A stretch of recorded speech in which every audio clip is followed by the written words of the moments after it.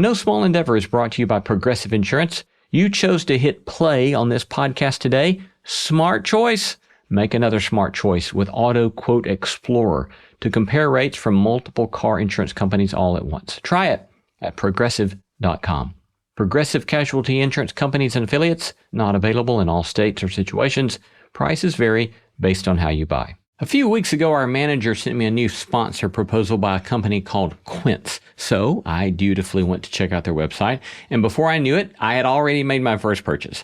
My lovely wife, Laura, had told me I was embarrassing her the way I was dressed when going to the Y. So I found the perfect navy performance tech shorts that would have cost me 2 to 3 times more at the store where I had considered getting some gym wear.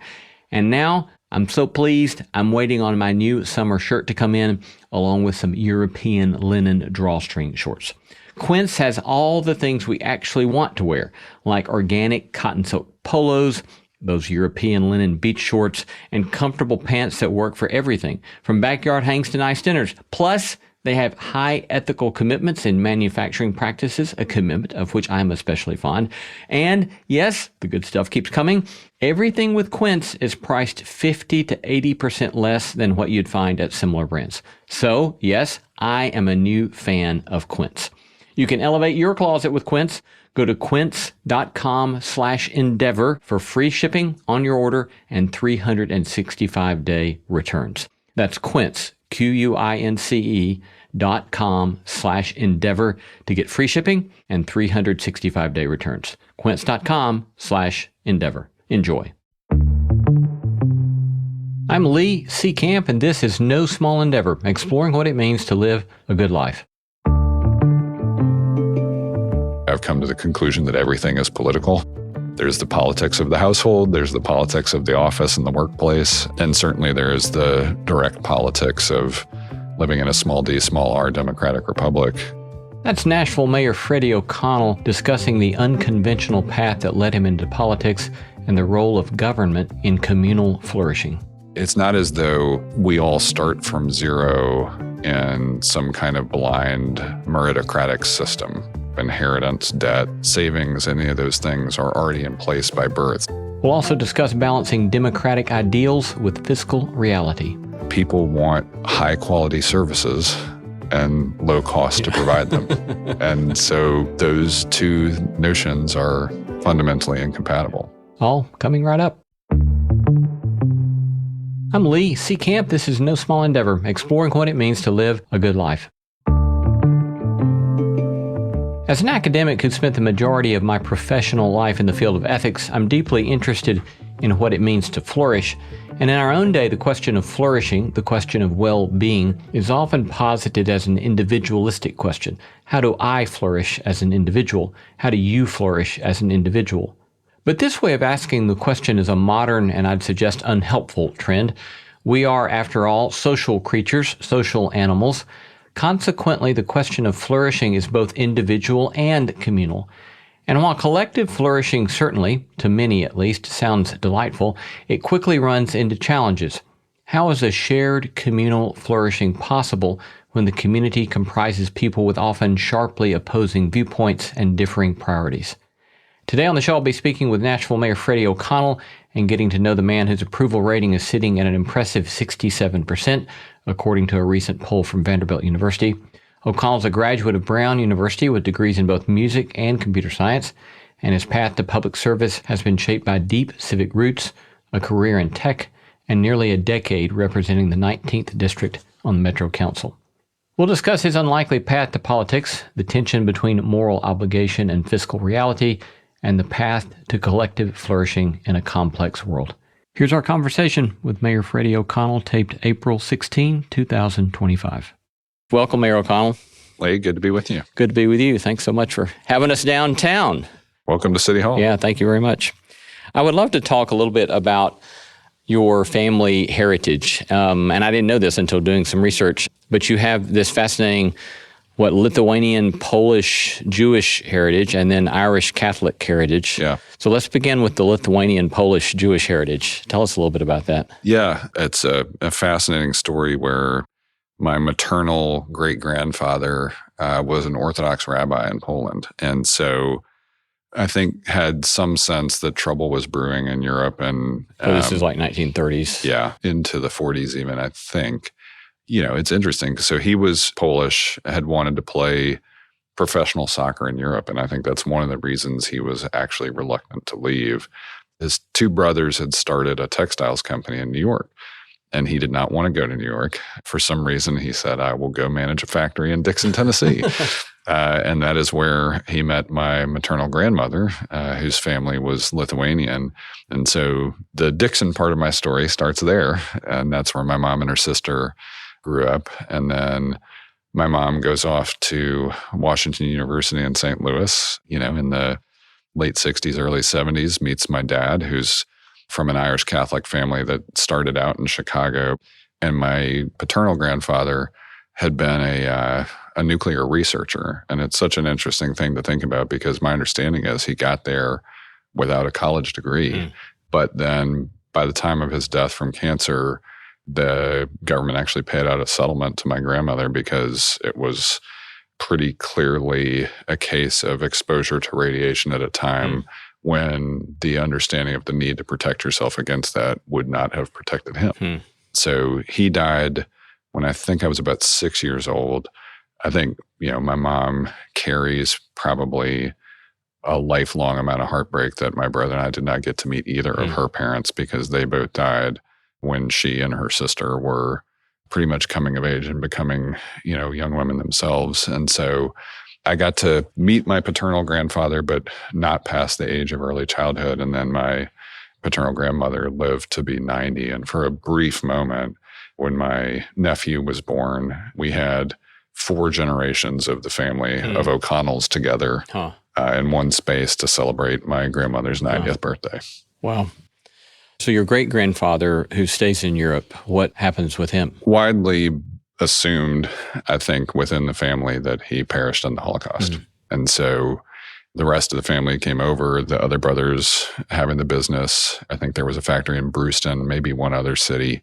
But you can still see the building just off of the town square in Dixon, Tennessee. So with those kind of stories, I guess you, in effect, being, a third generation down from the first American immigrant family, and then your grandfather on the other side dying from government service. I mean, that's a lot of sort of political implications in your storyline. How do you, if at all, how do those stories, you think, resonate in your mind as you think about work in public service?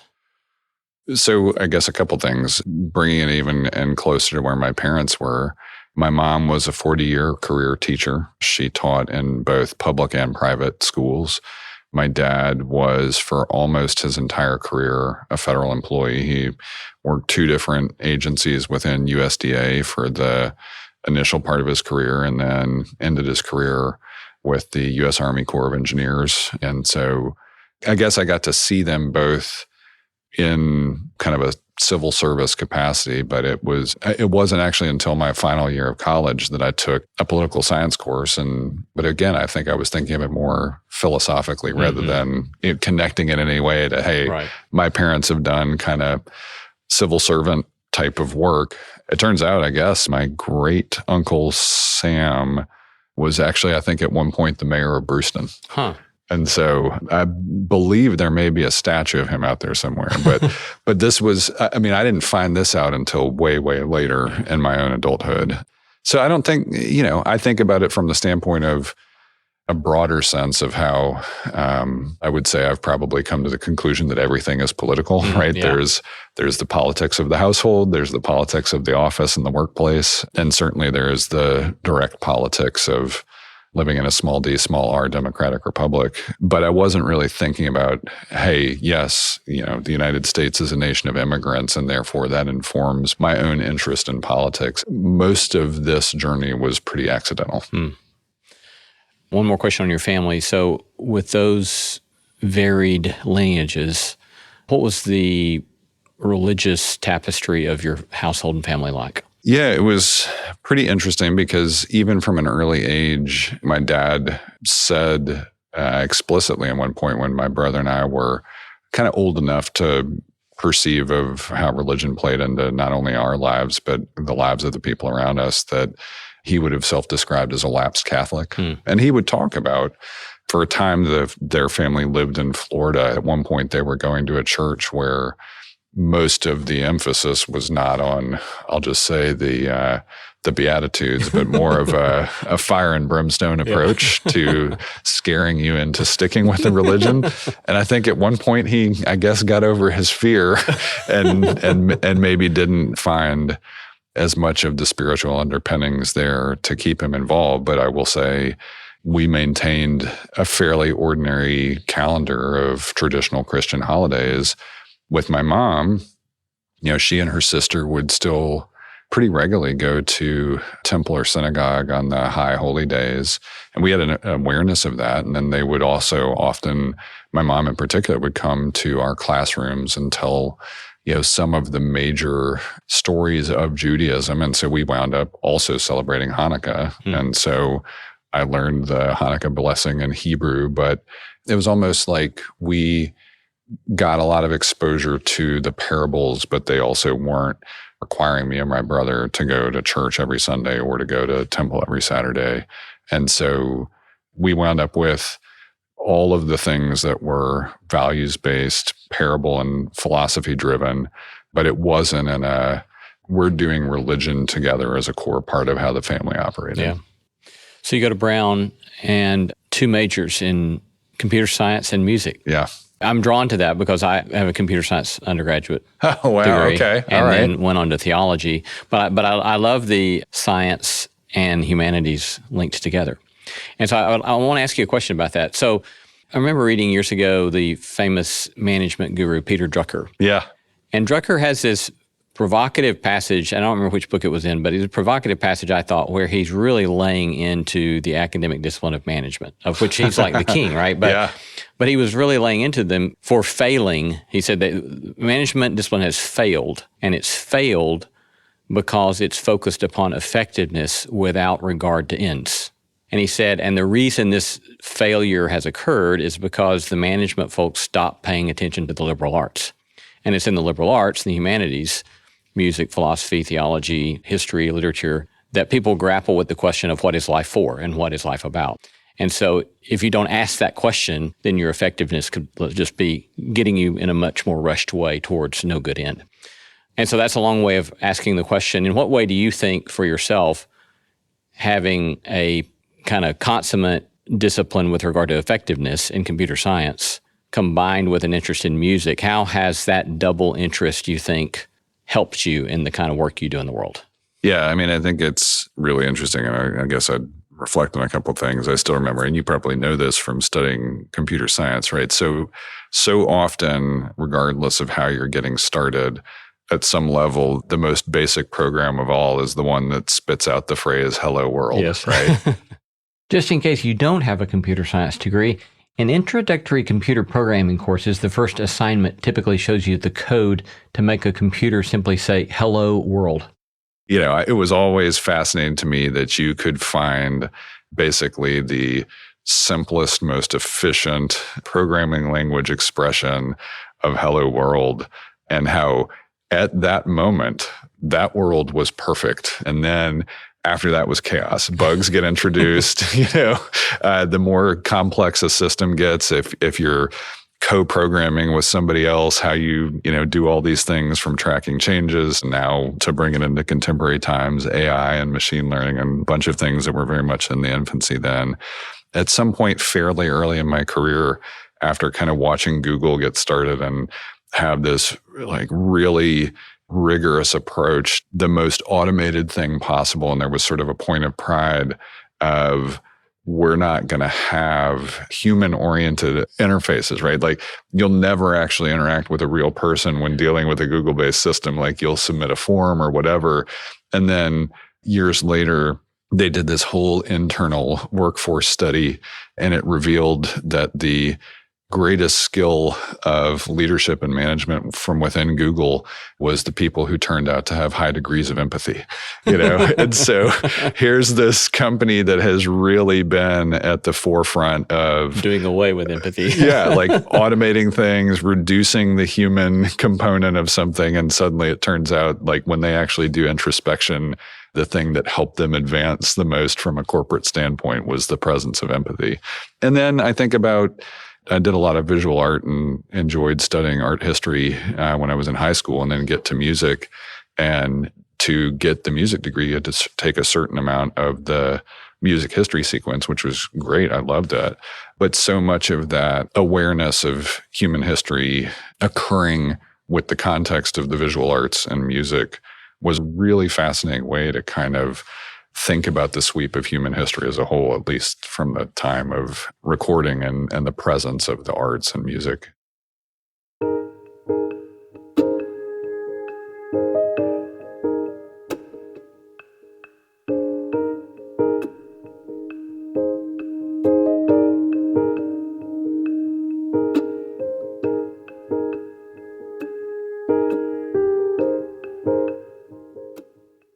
When you came back to Nashville, you didn't have a car for 3.5 years. Yeah.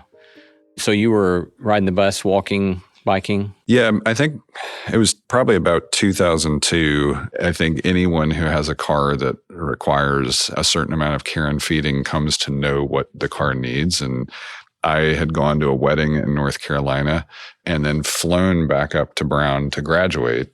And there is still some dispute about whether my brother or father is actually responsible for this, but I knew how to prevent this old Toyota Tercel from overheating on the interstate, which it was prone to doing if you didn't offer it the appropriate level of care and feeding. It overheated repeatedly, apparently, on the way back to Nashville, and subsequently suffered a catastrophic engine failure. Now, I don't take a whole lot of personal responsibility for this, but my girlfriend had a Mercury Sable that when she left to go pursue her pre-medical credits en route to being a doctor, also suffered a catastrophic transmission failure as I was on my way to visit her and driving the car. And so between those two things, I mean, maybe the universe was telling me that I was not supposed to have a car for some period of time. And it was interesting because I had already started to learn how to ride the bus. I had already encountered some people whose approach to the issue was not one of economic choice, but rather, disability or other approaches. And so it was really interesting to think about in those early years, even the difference between transit-dependent members of the community versus people who may be choice riders. And by and large, I would have put myself in the choice rider camp. But I mean, realistically, as a fresh out of college guy whose first job suffered in the dot-com collapse, right? I was a part of the dot-com collapse. And so it wasn't like I could go out and pay cash for a new car. And so I figured, all right, I'm still paying off student loans. I'm trying to get out of debt, not add new debt. And so it turned out to be an important economic choice for me. And it turned out you could live. It wasn't easy. It certainly made my time management skills. It required some refinement there. I knew at one point exactly the sort of cubic feet of groceries I could fit in my backpack. It was an interesting exercise in all of those kinds of logistics. But it let me wind up debt-free and then immediately go chase the better kind of debt, becoming a homeowner. Yeah. I've had the opportunity in my teaching career to spend semesters in major significant international cities that all have excellent mass transportation: London, Santiago, Chile, Florence, Italy. And then for 5 years in graduate school days, I was in the Midwest. And in my Midwest days, I rode the bus or rode my bike or walked. Occasionally, I'd have access to the one car. My wife and I shared a car when we needed to use it. But then we moved back to Nashville after that. And I tried biking for, I think, maybe 6 months, maybe 9 months, maybe my first year. And I finally thought, I think I'm going to get killed. And I finally thought we're just going to have to get a car.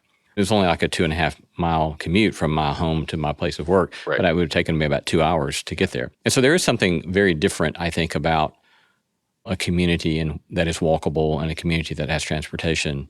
But why do you think for you that has become, is it just because of your lived experience that became such a significant part of your concerns for Nashville?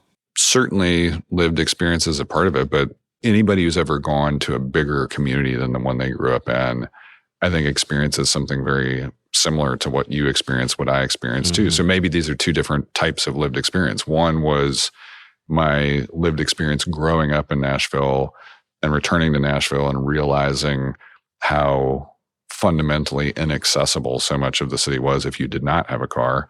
And then again, not having lived in, but having visited a bunch of other cities, not just in the United States, but also, again, with a mom as a foreign language teacher, having had the chance to go to Europe a few different times and seeing how it works and experiencing it, you come to understand, oh, wait, you can actually untap a lot of economic potential.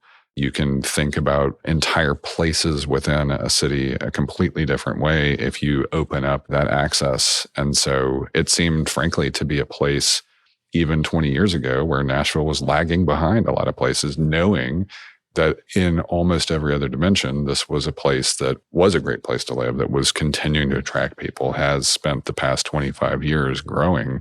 Even during all of that, we were still kind of giving not enough attention, not enough resources to the overall problem of how people move around the city.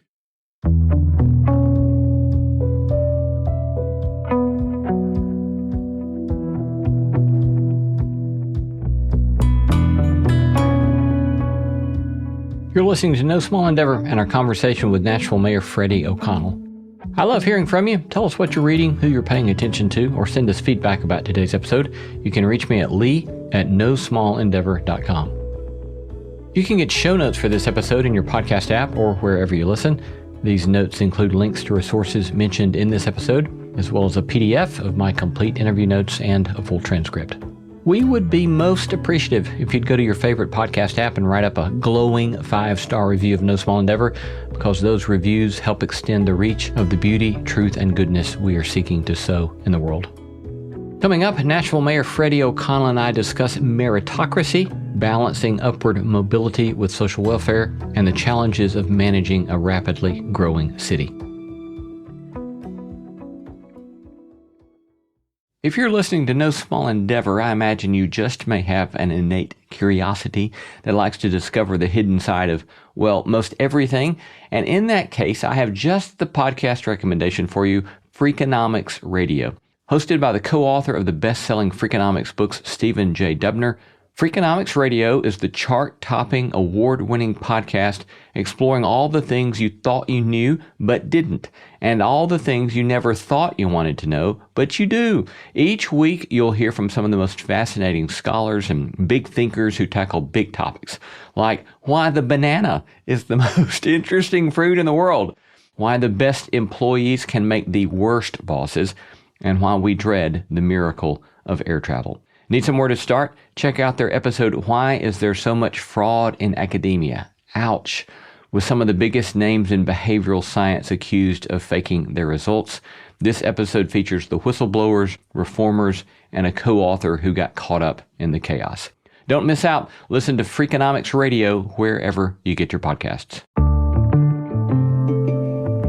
Our tagline is exploring what it means to live a good life. And my field, academic discipline, is in ethics. And so obviously in the field of ethics, at least going back prior to the Enlightenment, you ask a lot of questions about what does flourishing human life entail? What does it look like to flourish as an individual? And what does it look like to flourish as a community? And so I think that what I would like to do here for a moment is to kind of set this frame of holding together this notion of individual flourishing that cannot be separated from communal flourishing. Right. And kind of ask some questions out of that framework. So first, let's imagine that you're talking to a free market fundamentalist, if you will. What would you want to say to a free market fundamentalist about what they might be missing? Well, they may fundamentally be missing that state capacity is all around us, right? It is hard to operate the marketplace without the sidewalks, the roads, the infrastructure, to some extent the logistics that get you there. I guess a few different ways I would look at this. One is the way in which being human itself, it's not as though we all start from zero in some kind of blind meritocratic system, right? You typically either have or don't have inheritance, debt, savings, any of those things are already in place by birth. So we're starting, I don't know if you've in any of this done I think I've heard it described a few different ways, but the poverty walk, the poverty line, where you everybody starts at the same place. Mayor O'Connell is referencing an exercise most commonly called the power shuffle or the privilege walk. Participants all stand side by side at a line representing a theoretical life starting point of social and economic equality. Then the leader asks a series of questions about their family of origin, race and ethnicity, gender, health, well-being, economic circumstances, and so forth. And then you take a step forward based on some specific things about your upbringing or take a step backward. And at the end of it, you've got a sense of how far apart so many people start their lives. And I think it is important to take that into account when you're thinking about fundamentalism and the free market. I think similarly, when you're born, there is no approach within the market and your behavior in it as a rational actor that determines when or whether or not you're going to get cancer or a tree is going to fall on you or you're going to get struck by lightning. There are massive uncertainties that, again, coming back to where I think state capacity performs at its best, if we want to thrive across the board, then there has to be an accounting for the fact that you may have things that befall you in your life that you had no control over, could not mitigate and risk, that far outpace your ability to have a financial response to them, whether it's a critical injury, a developmental disorder that's been with you, a diagnosis that happens to you at some point in your life. So the ability to account for those things at a social level is something that can be easily missed if you're an individual. Same thing with, I think about the difference of how agency evolves in life, right? If you are born in a situation where you win or lose the lottery based on your parents, you're born to one or two parents that can't care for you. They're unequipped to care for you effectively. That's a very different scenario than if you're born into a loving, financially stable household. And so the child didn't make that choice to be born in that condition. And I think a lot of scenarios related to that similarly get overlooked, and that has to be accounted for at the level of social thriving. So let's turn the perspective around and look at the other direction. From the work that you're doing, what would you want to say or raise to consideration for maybe far left progressivism? Yeah, and I think there you run the gamut of what the fundamentalist position is. I mean, I think there becomes some question of how big do you want the social welfare state to be? And then there's a question of, do you want to have public or private ownership of land, wealth, assets, all those kinds of things? I think I've always looked at it from the standpoint of, I think fundamentally, you're looking for the sweetest spot you can find on the curve between those two perspectives of, I think there's a lot of value in the process of individual liberty and ensuring that you're maximizing the ability for people to make choices, pursue their goals, and do so either individually or in concert with others. And also there is a need for a sufficient amount of state capacity to address those things that would otherwise be very harmful to the idea of thriving together as a society. Mm-hmm. And so I think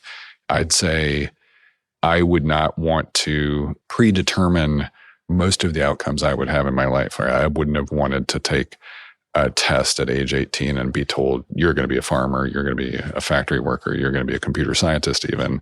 I think it was great to be able to have access to enough education, some of it provided by the public process, that then let me go explore the world and engage in the world on my own terms. But I've done all of that also knowing that I've generally had sufficient agency, that I had, frankly, enough of a jump start there that I've been lucky enough to have had good health along the way.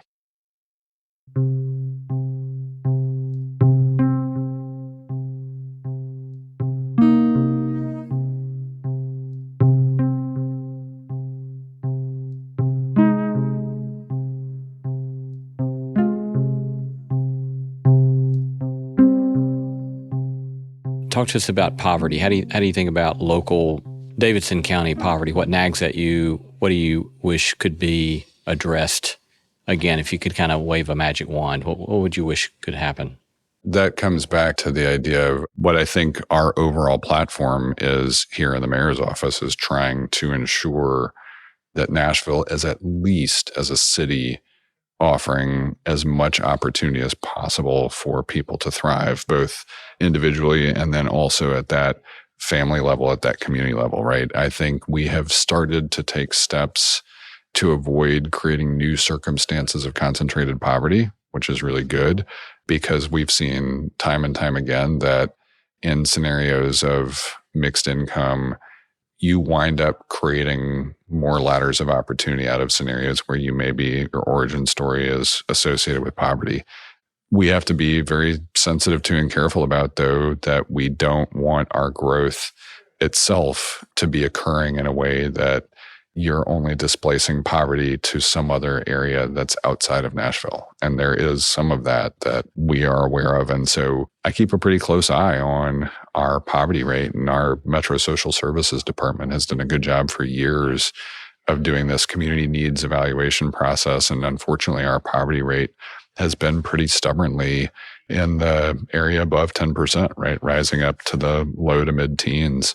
And we want to put downward pressure on that poverty rate as much as we can. And I think ultimately what that means to me is we have to have enough learning opportunities for young people from pre-K all the way through however much high school people prefer to complete, that it does not seem as though the economy itself is existing in Nashville as something for other people, but rather, hey, Oracle announces that they're going to have their global headquarters here.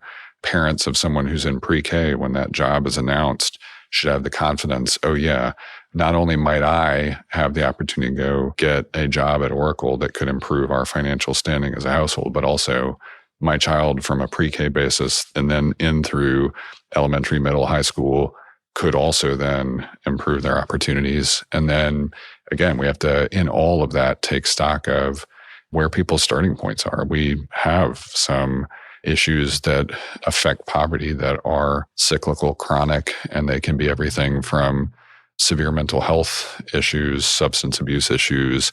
We have a pretty significant need to jump in and look at how anybody who's ever had an interaction with the criminal legal system, what that does to their opportunity. And we know we've had some research from Brookings that has shown exactly what that impact was starting in the 80s in the zip code that I've lived in for almost 20 years. And so I have to take stock of all of those things and try to every day bending those curves to enable more people to thrive. Mm.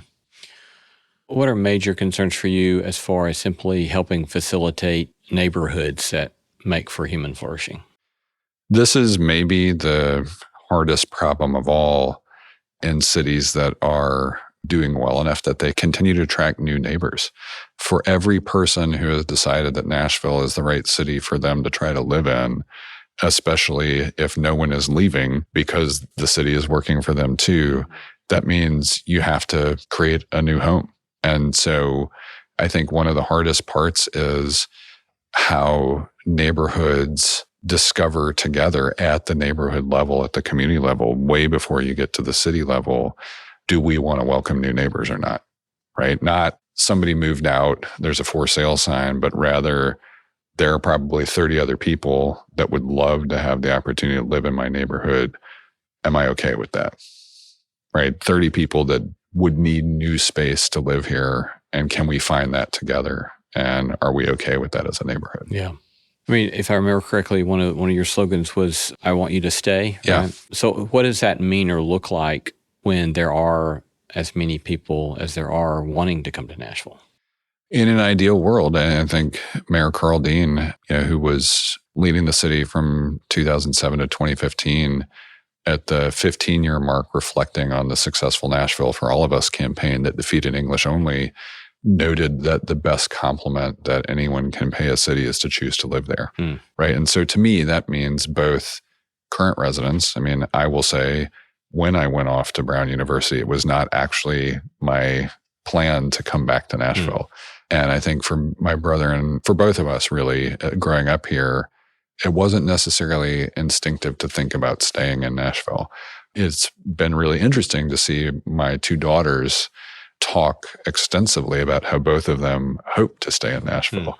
And I think some of that is we've done a much better job as a city providing opportunities for young people and activities for young people. And we always need to be working on awareness and access to those opportunities for young people at the greatest rates we can. But I think it also means that if you came here from somewhere else and you've decided to pay us that amazing compliment of wanting to live here, we want that to work out for you too, right? And so that means in a growing city, you're ultimately going to be adding homes for people that are choosing to live there. And so the city, at every moment, every day, the current residents of the city have to be making a choice together.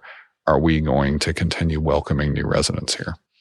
And I think from my personal outlook is I love being part of a city that is continuing to persuade other people that this is a city worth choosing to live in. What are your concerns in that regard with gentrification and the sense that others who have been around a long time either feel or realistically are pushed out of possibilities of neighborhoods they've been in a long time? Yeah, I think you have to think pretty deeply about what it means to be pushed out. What is actually driving up costs? Because I've seen my own neighbors on multiple occasions accept offers that when they bought their house, say 20, 30, 40 years ago, they could never have imagined that they would get a voluntary offer to sell their home for a price there. I would say it's not justifiable to deny them that opportunity. Meanwhile, I also have neighbors who will never accept an offer for any price. And then you also worry about your neighbors who may be on fixed incomes and are seeing some parts of their cost of living grow up. And so there are variations on all of those things that are different, either pressure points or opportunities, depending on how you look at it. And so whether someone concluded that they can't afford to live in the neighborhood or wanted to take advantage of a financial opportunity to leave the neighborhood, very likely in that case, you're going to see either one or more new scenarios happen there that may be driving up the cost or may be creating a greater level of density. There could be a bunch of different ways that happens. And so I think there's a little bit of a question of what is gentrification? Is it just when you start to see turnover from a scenario where you had concentrated poverty? Is it when you see a neighborhood that had a mix of incomes become exclusively a higher income neighborhood? I think there are different ways to think about it and observe its effects in a city the size of Nashville. And I think ultimately, to me, a neighborhood stabilization scenario is one where nobody feels pushed out, but you may still see some evolution of housing types, housing density, housing price points.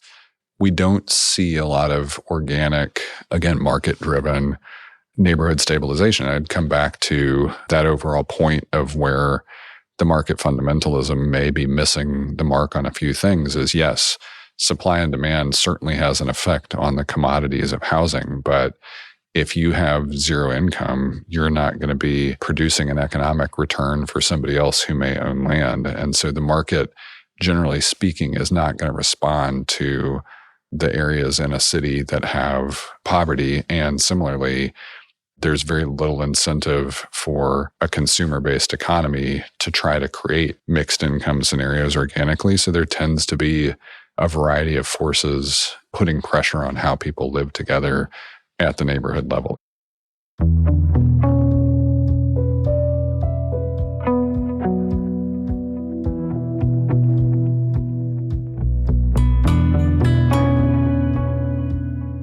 After a short break, Mayor O'Connell and I discussed the mentors who shaped his approach to public service, the tension between moral commitments and fiscal reality, and what it means just to show up and be present in your community.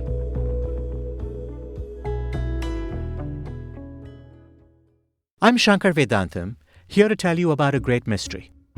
That mystery is you. As the host of a podcast called Hidden Brain, I explore big questions about what it means to be human. Questions like, where do our emotions come from? Why do so many of us feel overwhelmed by modern life? How can we better understand the people around us? Discover your hidden brain. Find us wherever you get your podcasts. I'd like to turn to thinking about who you are and how you think about who you are and the way that then plays out in the work that you do. So I guess for this first question, we could kind of come at it from a couple of different angles. One would be, who would you see as substantive, crucial moral exemplars for you? And or what kind of moral commitments, principled commitments do you find yourself always wanting to go back to and remember that's the kind of person you're trying to be? Yeah. I guess I'm very lucky because I've gotten to live alongside and learn from a couple of people that I would put in that category. I got to spend several years learning directly from Reverend Bill Barnes. Reverend Bill Barnes was a Methodist minister, civil rights activist, and the founder of Nashville's first intentionally desegregated church congregation. He was also a longtime advocate for poor and marginalized communities, and in 2013, then Mayor Carl Dean launched the city's first affordable housing initiative, the Barnes Housing Trust Fund, in his honor. Reverend Barnes passed away in 2017. He was on the Nashville MTA Board of Directors, and I was also on it. So Mayor Dean appointed me to that board back in 2008. And so I got to be working very closely with Bill on committee, and then also as a full board member, thinking through this really important intersection of where transit and housing come together, because he had done so much work on the issue of affordable housing, the issue of poverty reduction, the issue of reentry when someone has come out of an incarcerated condition. And so absorbing all of that wisdom at a moral level and then trying to figure out how to make it operable as you are governing. My very first board meeting at Nashville MTA was one I'm very glad I never had to repeat after it happened, but it was in the midst of a fuel crisis. And so you had a full boardroom of a mix of generally disabled people who relied on paratransit and lower income people who may have been transit dependent at some economic level, encouraging the board to not either cut routes or raise fares, but in order to be able to maintain the budget for the entire system of transit in the city, that's inevitably what had to happen was both. And watching Bill grapple with that decision as one that, again, at a complicated intersection of moral and fiscal from a what you want to do versus what is possible standpoint, it was really important to go through that with him and kind of think through it with him, get his wisdom in that moment, and know that that short-term sacrifice would be temporary and that you could move to something better later, which is exactly what happened. And thanks to Mayor Dean and great board, we spent the next 7 years incrementally investing in transit and moving it to a new kind of plateau of service levels, streamlining some things, finding some efficiencies. And so working with Bill through that was really important. I'd say similarly, I got to know and become friends with and then eventually serve with Charlie Strobel on our homelessness planning council. Another quick note here, Father Charles Strobel was a local pastor and the founder of the Nashville nonprofit Room in the Inn, an organization that provides shelter, long-term support services, education, and employment for Nashville's unhoused community. Charlie passed away in 2023. He was a dear friend to me and so many in Nashville, and our interview with Charlie remains to date one of my most favorite I've ever gotten to conduct. Check our show notes for a link to that.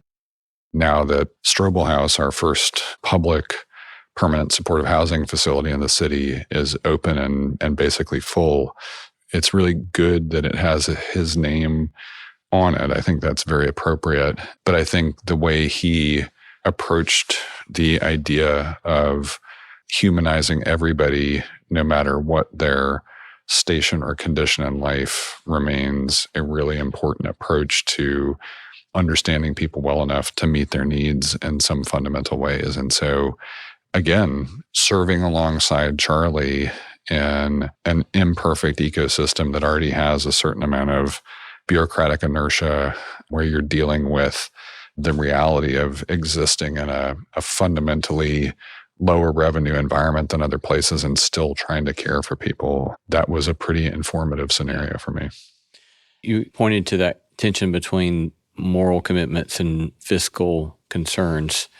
So let me abstract, speaking a bit more generally, how do you think about the necessity and or the danger of pragmatism generally?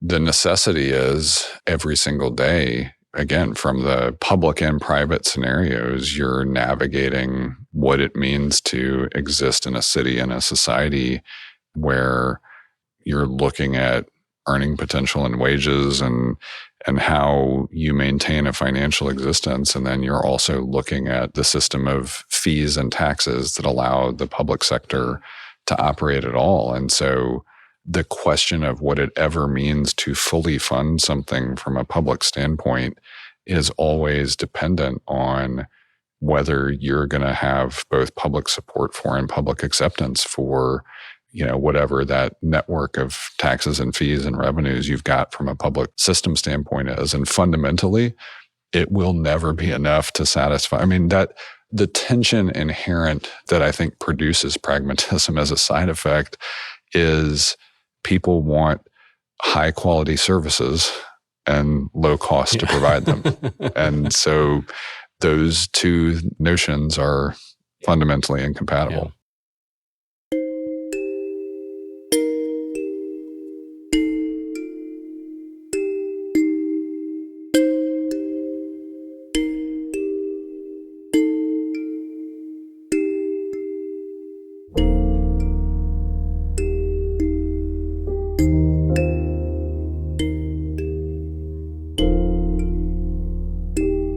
We're out of time, so the last question to close us out with. One of the things that has so impressed me about stories I hear about you around Nashville is that you just show up and you're present in so many ways. And your kind of civil service that you've done for now many years, at some point you just started showing up and doing what needed to be done.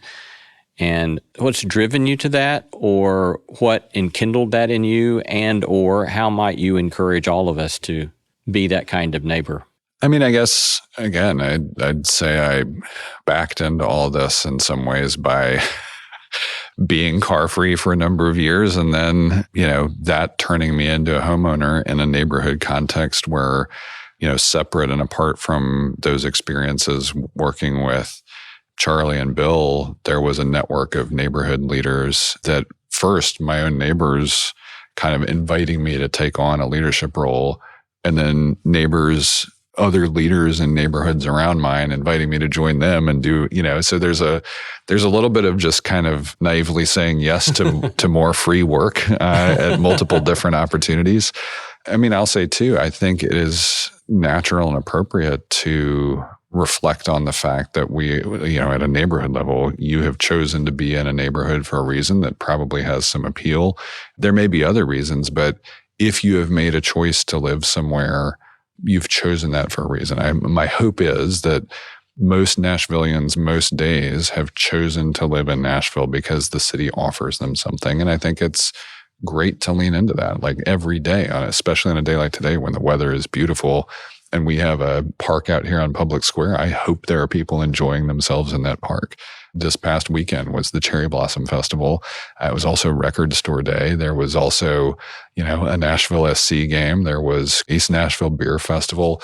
Not all of those things have to be for everybody, but it is awesome to have a city so full of life that there can be something for everybody. And so I love being in a place where I can lead a city I love. And so meanwhile, before I was in any kind of leadership role, just generally participating in community with a city that I love and people that I like, respect, admire, and often also love.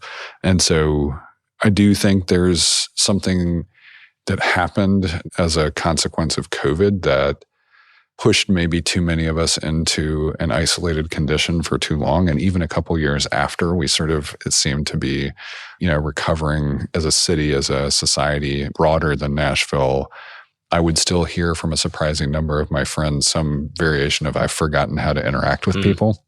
And I do think there's a lot of value in staying in life in the real world and avoiding abstracting it away, whether it's through video games or social media. I mean, it's good to be in the city. And so I think there are so many ways to experience community here that range from our network of schools, parks, and libraries, but also just places where you can interact safely and have fun with other people. And I would definitely encourage people just to do that basic thing as often as they can.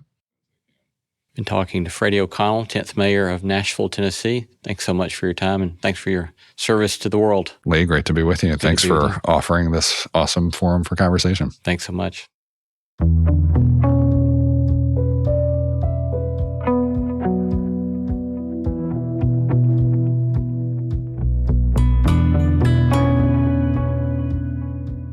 You've been listening to No Small Endeavor and our interview with the 10th Mayor of Nashville, Freddie O'Connell.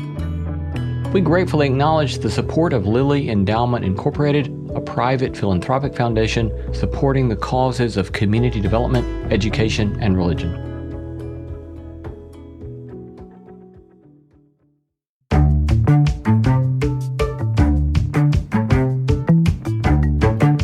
Our thanks to all the stellar team that makes this show possible: Christy Bragg, Jacob Lewis, Sophie Byard, Kate Hayes, Mary Evelyn Brown, Carriet Harmon, Jason Cheesley, Audrey Griffith, and Tim Lauer. Thanks for listening, and let's keep exploring what it means to live a good life together. No Small Endeavor is a production of PRX, Tokens Media LLC, and Great Feeling Studios.